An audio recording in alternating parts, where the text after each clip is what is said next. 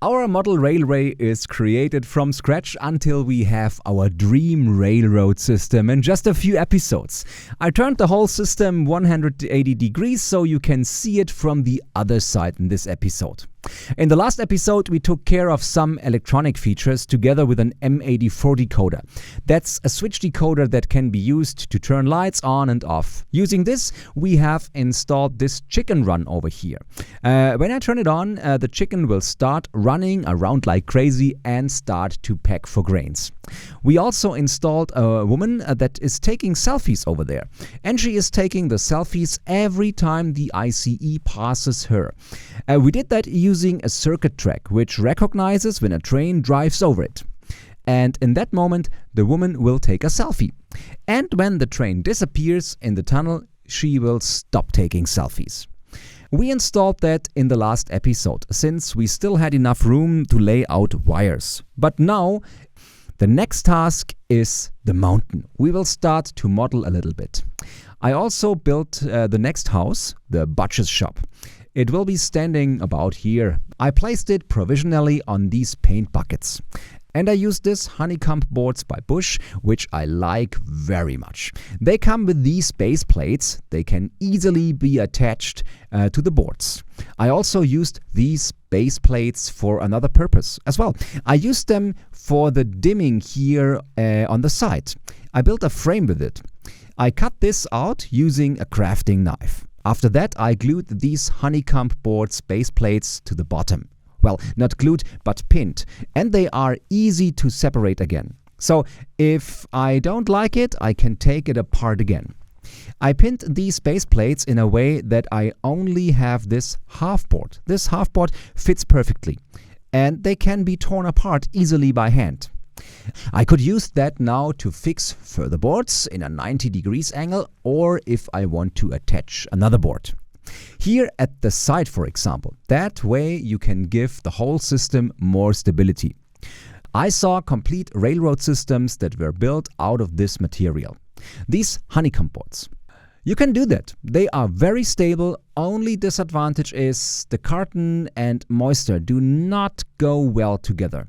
If you have a moist basement, I would rather use wood. So for this kind of landscape attachment parts, this is a fine solution and you won't have any problems with stability. Back there will be all the electronics. That's where I have my ring circuit. That leads all the way around with several power feeds for the track current and also for the lighting current that is needed for the interior lighting. And to be able to reach that, I drilled a hole in this board. And the hole is big enough that I can reach through with my whole arm. I have to be able to reach in deep into the system. That's why this hole is just big enough for my arm to fit through, but small enough that it won't impair stability. It's cut out very roughly. It's a bit crooked here. You can do that using a ruler, but we were in a bit of a hurry since I wanted to prepare some things for today's episode. I also finished the tunnel portals made out of rigged foam. I glued them together. This one is not, since I am not completely satisfied with this one. I still want to change something about this one. Maybe I want a different interior wall. I'm still deciding. But I painted them already, you can see that. Usually, you do the painting at the end when everything is covered with a certain mesh. But that's an area which will be hard to reach later on. And I tested different kinds of paint. Here I have some sort of structure paste by Noch. That are these small paint buckets here. You can buy that from other manufacturers as well. Here's one by Heki, for example. That's a very good paint as well. With this, I started to create a fluor structure in the interior tunnel walls. Now this color is either too yellowish or too brown. I want that to look dirty and dark in here. I still have some testing to do, and here I have a different paint. That's what I would like to use. It is this sort of brown again. I will use that and start to speckle. The drier it gets, the better it is. That will be perfect for the farm later on. I will apply that onto the plaster, speckling like this. And the same thing can be done here as well. A black paint would also be good, especially on the interior wall of the tunnel. I could also use this concrete paint. I forgot to shake it. Best to close the lid before you shake it. Shake it, baby, shake it. So I guess dark paint would work for this tunnel. Right now, you have the chance to try out different colors and experiment a little bit with what you can use for which purpose. You can mix the colors too. Right here, that's too bright. So I will add some more brown color and mix that. That's like art class all over again, back in school. Now that's starting to look good. A bit brighter, but dirty looking. The color almost looks like the color of the sea tracks, so that's starting to look very realistic. By speckling the brush like this, I can create that structure. My tracks are screwed tight already. I have already fixed the tracks at important point in this tunnel using my Märklin track screws. I don't want them to move anymore since I can't reach them in the tunnel anymore. I don't want to lift the whole system later when I continue crafting and realize that something just fell off. And when the ICE drives over them with full speed, the tracks can move about 2 or 3 millimeters per drive. That sums up to 1 centimeter after 10 laps. It can easily be 2 centimeters as well, and we don't want that to happen. So, best to screw that tight. Now I reseal the paint. Now we start with the next project I will show you on this piece right here. I built this netting here, and this netting will be my mountain in the future. I guess you can see the structure a little bit already, even if there is no surface on it so far. That are these kinds of sticks. Let me show them to you. You can easily cut them with a crafting knife. Just take a long one and then you cut them to size. If you take a long one, you can build high fast, but then the mountain might look too much of a box. That's boring. That's why I cut different lengths and kept them as short as possible. I only have a very small and short distance. So about this size. Then I scratched it lightly with the crafting knife. I'll create a flat surface, then I can demonstrate it to you. That's the size I need. And now I roll it with the knife. And I use only light pressure. This surface is not ideal. Better use a hardwood table here at the back. Press and roll, that's all you have to do. Now we create a little notch and now we can break it apart. So no problem at all. Now I can insert this here. That's a 5-way connector. And I can connect braces to it, which are going in all directions. I could do it like this, but that looks too much like a box again. Let's show it in the other camera. Okay, we can't see it. Let's continue here. That's too straight, so I take different lengths, this one for example, and connect it with this one. That way I can create this wonderful rock formation. That would be my mountaintop. I could connect it now and use such a 5-way connector again. And then I can connect further pieces to it. That's what I will do now. That's still straight, so I could have one going in this direction and another one going in that direction there. That way I connect that perfectly. Let's see what size I would need. That one would fit nicely and stabilize that. I will halve that length because the smaller the distances, the nicer the mountain profile will be. If you use longer sticks, you can build faster and finish fast, but it is also boring. We want to look it nice. So I took this length. That would be enough here at the side. But I will cut it in the middle and show you what I mean. That's the better idea. Notch it again and let's see if that was enough. Yes, that worked. Now one will be connected down here. The other one will be connected to the opposite side. But since I cut this piece, I created a new profile because I can connect 2 more pieces now and I get a transition for a third one. I could place that here to reach over there.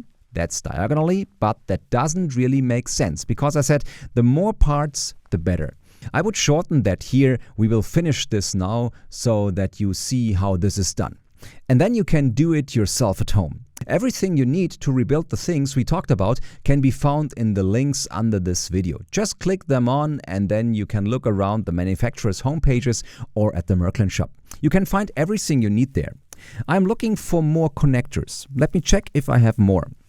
We already used a lot of them. Let's do that later. We continue here with this connection. Let's see if that fits. I have different lengths. I just shortened one.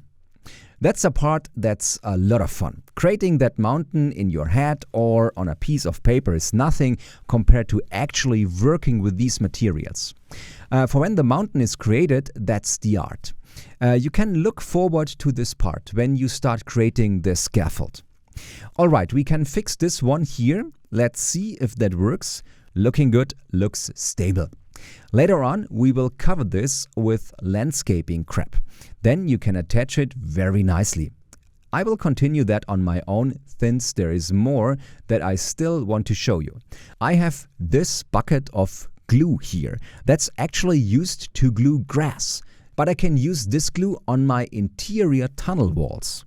Best to use a clean brush. This one is clean enough. Now I pick some up with the brush. That's white glue. It has a white or transparent color when it dries up. And now I will apply this white glue all over here. The reason I'm doing this is that I want to sprinkle material on it. For example, ballast or sand. I can still reach this area, but later it becomes more difficult and then it won't look realistic anymore. That are the details that you have to pay attention to if you want a maximum of realism. And that's what the great systems separate from plain systems. We put a lot more effort in this system. It takes quite some time, but the result will look great. And doing this is also a lot of fun. And since I can reach everything here, I can still do a lot of work within this tunnel. So I do this with any area that will be hard to reach at the end. Okay, I applied glue everywhere. There is still a hole that doesn't look nice. Well, take a piece of paper or maybe this wrapping material. Before we have to throw that away, we can use it to seal this. I will glue this paper on right here and then I can sprinkle on my ballast. I didn't buy this at the hardware store. I took it out of the trash can. As I said before, we don't have trash, we only have building material. Now I cut it to size. Let's see where my materials are. Here they are. So I thought about material you might find on a mountain. Usually there is a lot of rubble, so I thought I could use these little stones. Here we have quartz rocks by the manufacturer Bush. I will sprinkle them on here. I'll test and see first back there what that looks like. That looks alright. I will not use too many of them, just a few that are lying around by the tunnel. I can still reach this area, that's what I was talking about. It is already hard to reach now, later on it will be impossible. I'm spreading them out all over, a little bit more here.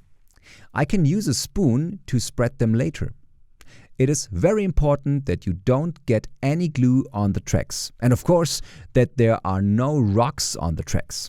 We let that dry now and this looks much better already. It is still too bright, but you can probably imagine what I have planned when the glue is dry. I will paint over there and darken the rocks a little. I will speckle again with a dry brush. Any rocks that are not glued tight will be sucked up later. I just suck them up with a vacuum cleaner. Here I can apply some more rocks. That amount is good. This seal here is not tight. Some rocks fell through. I have to hold this paper a little bit longer. Okay, so far the rocks are only glued to the board at the bottom. So now I will use ballast glue. I don't have it here, I have to get it from the shelf. Alright, let's just briefly repeat what we did in this episode. We applied glue to the routes at the tunnel and we screwed tight the tracks. Always seal the glue container tight, they dry out fast. Alright, so I screwed the tracks in place and I did some crafting at all those places that I can still reach, mostly in the tunnel before I start the coating. So we did some gluing and we sprinkled ballast on top. We started with some quartz sand and here comes my ballast glue. And before I use that, I will apply this here. that's brown sand. I sprinkled that on top as well. Here at the tunnel, that's probably overkill, since you might not be able to see that in the end. I'm using this as practice area where I can try out and nobody will see it. That's a lot of sand I used there. You can also use a tablespoon or a teaspoon. That makes it easier to dose that. This is a nasty place here. The sand is actually more suitable for a water body. Looks like a sandbank. Let's consider that an experiment. What I can really recommend is the ballast for the C-Tracks from Bosch. That looks just like the ballast at the site. I will buy some of that. We can use that for the train station and the tracks all around to make it look realistic. We can use this C-Track ballast for that. Let me have a peek through the tunnel. That's good, we can leave it that way. Next step, we use this, that's ballast glue. This one is from Heki, but you can also buy it from Noch, Buscher or even Faller. I'll mix that now. You can make it yourself. You can combine glue and detergent in a certain ratio. To make that, I tried that before, but the result was never as good as this. But you can try that. I just drip this over here. There is a dropper at the front. So now the rocks are glued to the surface. I also apply glue to the other side. Not too much, just a little bit. Just a few drops. That will dry overnight. The glue will be absorbed by this material. Do not glue the tracks. Be careful with them. Otherwise, you might have to replace them, and we don't want that. What we will do the next time, you can see it a little bit over there. I have some here in the back. That's foliage. That's what you can use for the trees. And that works just fine. If you add some of it on the top, just a bit at the side inside the tunnel. Hardly anything usually grows, but here at the side it looks perfect.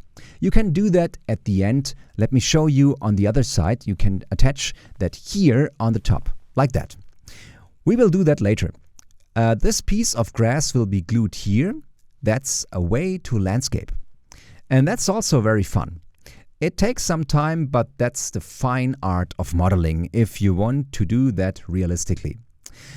What else do we need? We applied glue, ballast, and we added a little bit of foliage, and we also used structure paste at places that will be hard to reach later on. You don't have to do that inside the complete tunnel.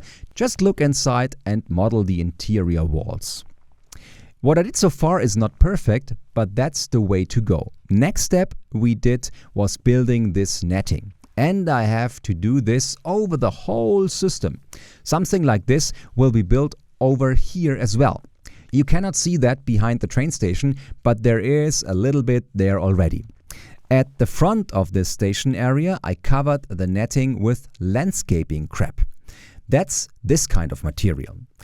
We pull this over this netting with the hot glue gun. And that's where we will put our plaster mix or our assembly filler mixture. That way we can create our mountain. That will take some time and I will continue that without you. And then it's time to work with the plaster. You can also buy special filler. That's a sort of rock filler. What you can also buy a mold, I will show you in one of the next episodes. Using that, you can model rock massive with plaster. Another possibility is this. That's a plastic film. This one is from Heki. You can use that as intermediate elements. For example, right here between those two tunnels. You can work that into the plaster. I could create a steep rock here behind this house. I can work that film into the outer walls. So that works well. Or maybe I want to have a rock edge here at the side. Then I could work that in right at the beginning. I will leave that right here now. You can also use rocks made out of hard foam. You can place them on the outside and add some plaster to it. I will show you in one of the next episodes as well how to do that. So that's a great material that you can buy. And all of it can be combined with plaster. So that's going to be a lot of fun. What else do we have? Of course, while the plaster dries, we have some free time. I usually use that time to age the buildings or weather the buildings. For that, I use something like this. That's patination powder. You can use this to let buildings or trains age faster. It contains different colors. Here we have concrete, ash, sand, dust, rust, brick, moss, and soot. Using this little brush here, we can speckle our houses with this color. Then they won't look new. Instead, they will get this nice touch. If we want, we could also do that with our ICE. Usually, they are not that clean. There must be some dirt at the bottom, since it drove through the rains and the forests many times. So there's already a lot of dirt attached to it. To make it look better, we let that age a bit. Let me check if I have a model somewhere where I did that already. Look at this wagon. I aged quite a bit. I used paints and rust powder. Now this looks much better on our railroad system. That's also a topic for one of our next episodes. Alright, I'll continue a little bit on my own, sprinkle some ballast and play with the paint, and most importantly, I have to finish the netting, since I want to start working with the plaster in one of the next episodes. Take care and see you next time. Goodbye.